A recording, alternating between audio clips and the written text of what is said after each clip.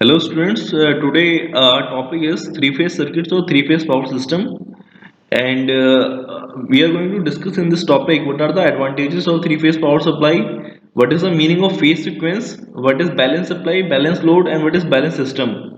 And we will derive the relation between line quantities and phase quantities, like line voltage and phase voltage, what is the relation, and similarly in currents also, and we will derive the power consumed by a three-phase balance load, and the last two topic power measurement by watt meters. ठीक है, this is not in our syllabus. Power measurement या power factor of a balanced three-phase load using 2 watt meter readings, these two topics are not in our course. So first we will discuss the what are the advantages of three-phase power supply. So three phase power supply के advantages क्या है as compare to single phase power supply. अब ये phase क्या है, phase basically क्या है, हमारा करंट, हमारे क्या वायर से कॉम्बिनेशन है। एक फेज में हमारे दो वायर होते हैं, ठीक है, एक फेज में हमारे दो वायर होते हैं, एक वायर जो कि न्यूट्रल होता है, ठीक है, जो रिटर्न करंट को कैरी करता है, और एक हमारा लाइव कंडक्टर होता है, ठीक है, लाइव, एक हमारा लाइव कंडक्टर होता है, एक न्यूट्रल कंडक्टर होता है, ठीक है। जैसे हमारा हम सिंगल फेज के पहले के टाइम में जब हमारा इलेक्ट्रिसिटी का ट्रांसमिशन शुरू हुआ था, हमारे पास सिंगल फेज पावर सप्लाई थी। सिंगल फेज पावर सप्लाई या दिस इज एग्जांपल कि यहाँ पे हमारा एक लाइव कंडक्टर है और एक न्यूट्रल कंडक्टर है, ठीक है, दो वायर आ रहे हैं, एक लाइव एक न्यूट्रल है। अब जो हमारे घर में अभी जो हमारे वहां हमारी ट्रांसमिशन लाइन है, ठीक है, वो हमारे अब जो ट्रांसमिशन लाइन है वो पावर प्लांट से क्या थ्री फेज ट्रांसमिशन लाइन आती है, थ्री फेज सप्लाई आती है, ठीक है, sub station by sub station से हमारे डोमेस्टिक एरियाज में आएगी, जो हमारा गली है, ठीक है।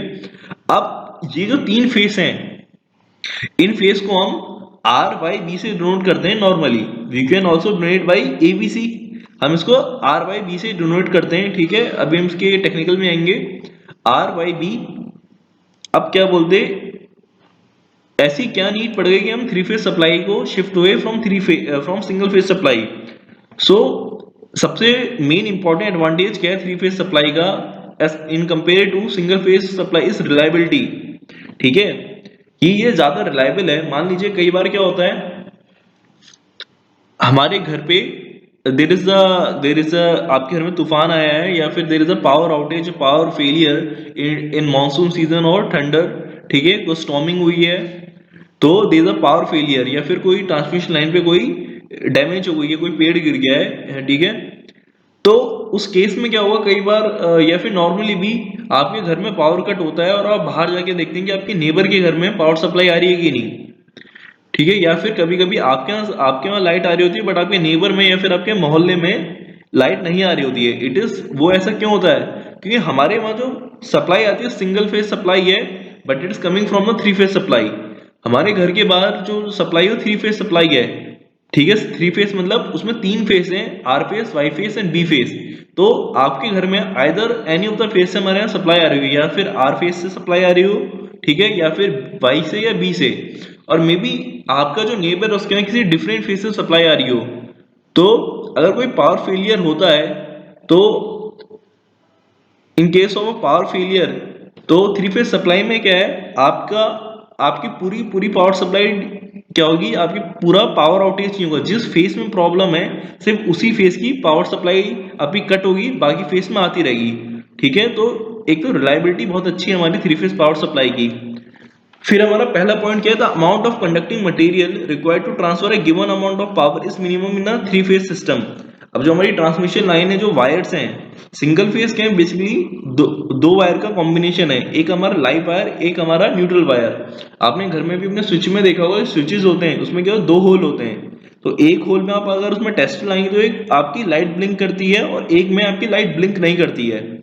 if you use tester to test कि आपकी वहां पे वोल्टेज है कि नहीं, पोटेंशियल है कि नहीं, करंट आ रहा है कि नहीं, तो आपके स्विच में आप अगर पुट करेंगे उसमें, तो एक जो हमारा कंडक्टर और एक जो हमारा होल होता है उसमें हमारा लाइफ कंडक्टर के लिए होती है, वहां पे आपकी रेड कलर की लाइट ब्लिंक करेगी टेस्टर में। दूसरा, अगर आप दूसरे होल में डालोगे तो वहां टेस्टर में लाइट ब्लिंक नहीं करेगी, that is for the neutral. फिर जो हमारे हमारे हाई पावर लोड्स हैं, लाइक फ्रिज हो गया या प्रेस हो गया, तो उसमें क्या होता है, हमारे तीन स्विच होते हैं, जो भी आपका हाई हैवी इक्विपमेंट है। Third switch which has wider area is for the earthing. Earthing हम क्यों प्रोवाइड करते हैं, आगे बात करेंगे डिफरेंट चैप्टर में। Earthing is for the protection of the personal जो भी उस डिवाइस को यूज कर रहा है, क्योंकि there may be shock due to leakage current. ठीक है, तो अर्थिंग कंडक्टर की बात हम बाद में करेंगे। तो घर में जो हमारी सप्लाई आ रही है वो सिंगल फेज सप्लाई है, but it is coming from the three phase supply. ठीक है, जो हमारी थ्री फेज सप्लाई कैसे हम बोल रहे हैं कि जो हमारा पावर प्लांट है जहां हमारा जनरेशन हो रहा है पावर का, वो थ्री फेज सिस्टम में हो रहा है, थ्री फेज जनरेटर है। तो थ्री फेज जनरेटर जनरेट कर रहा है थ्री फेज सप्लाई। तो पहले एडवांटेज क्या है हमारा, थ्री फेज सप्लाई क्या है, एक तो जो हमारी पहले single phase supply single phase power चलती थी उसका हमें सेम, अगर मान लीजिए हमें 100 वॉट पावर ट्रांसफर करनी है या 100 kilowatt power active power transfer करनी है, तो अगर हम सिंगल फेज सप्लाई का जो हमारा इंफ्रास्ट्रक्चर था, सेम सप्लाई को सेम 100 किलोवाट्स को ट्रांसफर करने के लिए हमें बहुत ज्यादा मटेरियल चाहिए। मटेरियल मतलब कॉपर, जो हमारा वायर होते हैं, ट्रांसमिशन लाइन किसकी बनी होती है, मेनली हम कॉपर यूज करते हैं। ठीक है, तो कॉपर ही है, कॉस्ट है। तो अब थ्री फेज सिस्टम में to transfer same amount of power, let's say 100 kilowatts, we need less amount of material. Conducting material क्या होगा आपका, एक conducting material it is copper only. अब हमारा जो थ्री फेज सप्लाई है, ठीक है, जो हमें थ्री फेज सप्लाई है, this is three phase supply. ठीक है, वीए वीबी वीसी।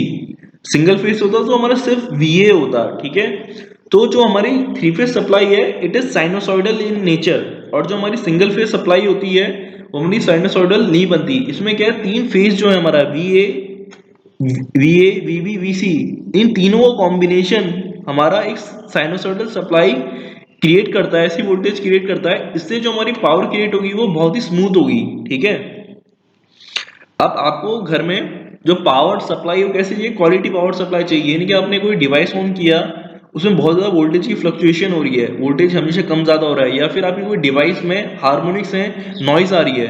आपने देखा हो कि आप कभी कभी जब आपके घर में पावर कट होता है, आप इन्वर्टर के कनेक्शन पे जब इन्वर्टर से अपनी पावर कनेक्ट करते हैं तो क्या होता है कि उसमें नॉइज आती है, क्योंकि पावर की क्वालिटी उतनी बेटर नहीं है हमारी इन्वर्टर से जो लाइट आती है। ठीक है, जितनी हमारी हमारी ऐसे लाइट आ रही है। तो सिंगल फेज जो हमारी लाइट थी, जो सिंगल फेज पावर सप्लाई थी, उसमें क्या था आपका, एक तो the instantaneous power in three phase system in a three never falls to zero, resulting smoother and better operating characteristics of the load। Three phase power में जो हमारी पावर क्रिएट होती है वो हमारी साइनोसॉइडल है, उसमें हमारी स्मूथ पावर क्रिएट होगी। ठीक है, आपकी नॉइस नहीं आएगी, कोई भी डिवाइस थ्री फेज पावर से आप कोई भी डिवाइस रन कर रहे हैं उसमें कोई नॉइस नहीं आएगी। अब हम थ्री फेज पावर को कहाँ यूज करते हैं और सिंगल फेज सप्लाई हमारी कहाँ यूज होती है। जैसे हमारे जो डोमेस्टिक एरियाज हैं, घर हो गया, शॉप्स हो गई, ऑफिस हो गए, छोटे ऑफिस सिंपल, यहाँ पे हम सिंगल फेज पावर सप्लाई करते हैं, but it is this single phase supply is coming only from the three phase supply. यानी ट्रांसमिशन लाइन थ्री फेज आ रही है। थ्री फेज कैसे, जैसे ये हमारा एडवांटेज एग्जांपल था, फोटो थी, इमेज थी क्या सिंगल फेज की, वैसे ही हम देखें ये क्या है हमारा थ्री फेज ट्रांसमिशन लाइन है, तीन वायर आ रहे हैं, this for R phase, this for Y phase, this for B phase, R Y B, you can say A B C, but हम जो जनरली इलेक्ट्रिकल में कन्वेंशन फॉलो करते हैं R phase, Y phase and B phase. ठीक है, वैसे ही हमारे और भी इसमें फोटोज होती हैं। और जैसे ये क्या हमारी डबल डबल सर्किट लाइंस हैं for a three phase system. ये फेस ए के कॉम्बिनेशन हो गया, फेस सी है, ए लिखा होना चाहिए, फेस ए, फेस बी, फेस सी।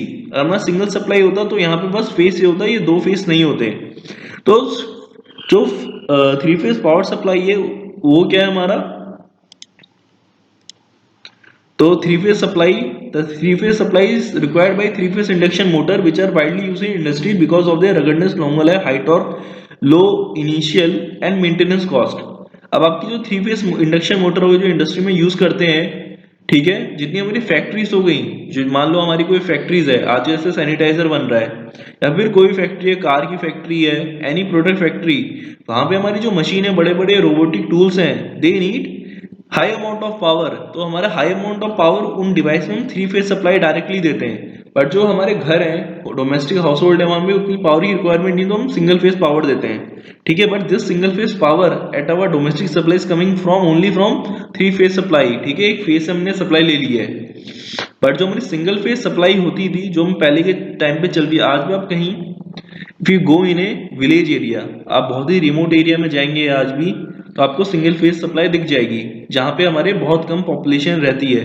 पर जो सिंगल फेज सप्लाई है उसकी पावर क्वालिटी अच्छी नहीं है, उसमें वोल्टेज फ्लक्चुएशन ज्यादा होगा। ठीक है, तो इसमें क्या पॉइंट है, domestic as well industrial and commercial power can be supplied from the same three phase distribution system.